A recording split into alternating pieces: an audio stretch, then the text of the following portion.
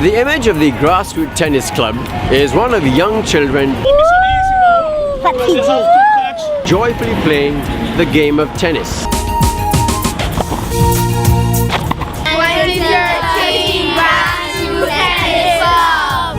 Hand and eye coordination. So we're going to take one ball out the basket.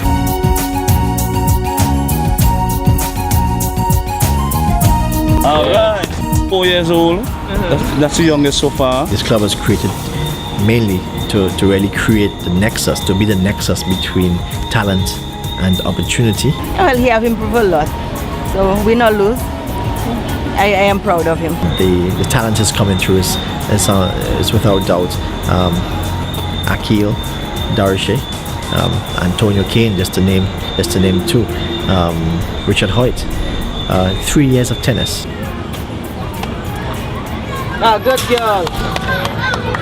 I like the Milo tournament at Grassroot Tennis Club. Milo's been with us for the last 25 years. Darian, forward. 30 all. And as you saw today, exciting matches between the various clubs. It was my first tournament, so I felt very confident in myself. Finally, I think there is some unity between the clubs. I'm representing the Bonan Tennis School in Calico.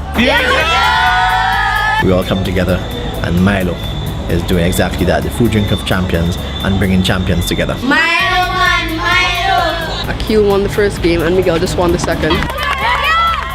This year we increased the categories up to under 16. We were able to incorporate the National Tennis Center into the tournament. What are the challenges that you face this year? Where would you like help?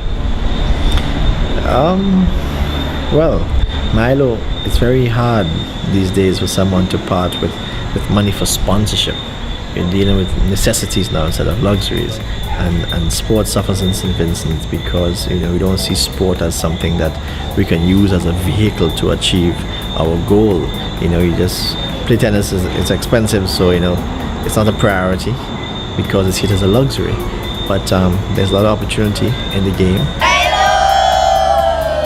The club has grown, and through sponsors such as Milo, we allow players such as Antonio Kane, all the way from Byra, to play the game, enjoy the game, and in years to come, I'm sure, benefit from the game. Tomorrow, the team heads to St. Lucia to take part in the under-10 and under-12 Coca-Cola tournament, and Antonio is part of that team. Akil is part of that team. Rio is part of that team. It's difficult because LIAT is not helping sport in the OECS. They're actually helping to destroy sport because the price, it's so expensive to get an athlete 20 miles over to neighboring St. Lucia. It's really unfortunate. We would like to carry 10 players, but at that cost you'll have to look for $7,000 before we're able to move them.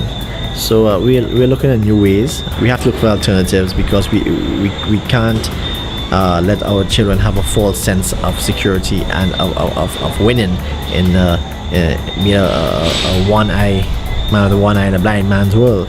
And neighboring St. Lucia can have great players. We have to expose them to that level of tennis. And then Martinique with the French touch, it's a whole different level. So we want to. It's a process. We're growing, and way better to start than the grassroots.